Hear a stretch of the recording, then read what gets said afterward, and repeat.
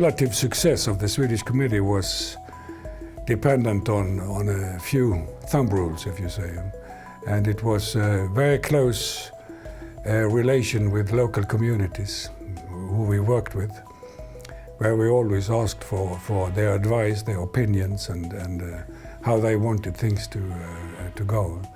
Knowledge about the country, and not only historically, politically, and these things, but also knowledge about local communities. You always have to be certain that you involve all groups of population, which, for instance, are inhabiting a valley and so on, where you are working. From the beginning, we had a zero tolerance on corruption. Afghanistan is one of the poorest countries in the world, and of course, there is a lot of poor people. And people who earn an income, they have huge responsibilities against their extended families and these things. So if there were any possibilities to make some extra money by the side, it was easy for people to take it and so on. The example which most often is mentioned when it comes to SCA, I mean, during those years, in the 80s, during the Soviet war, and then in the 90s, during civil war and the Taliban wars and so on, when Taliban was government towards the end of the 90s and so on, then it's pretty often said about the Swedish Committee that it was the function as a kind of education ministry and a health ministry.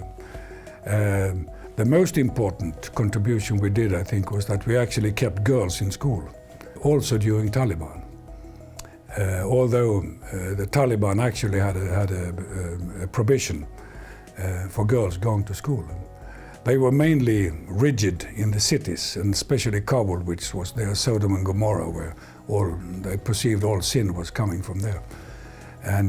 But out in the rural areas, they were more tolerant. So they actually allowed us, as we say in Sweden, they looked through their fingers when they looked at our programs and so.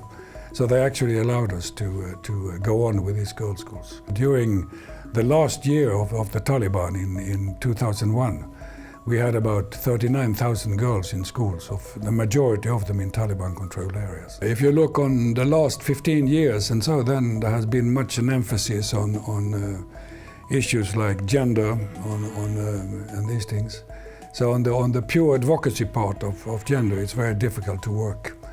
And we have put up some goals there which we have not been able to fulfill fully. And the reason there is that it is very difficult to convince both men and women that women are equal to men.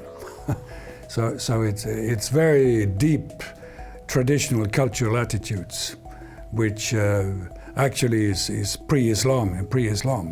At the same time, I think that by giving education, providing education for girls, and training midwives, community nurses, training female teachers, and these things, which has been more of a success story.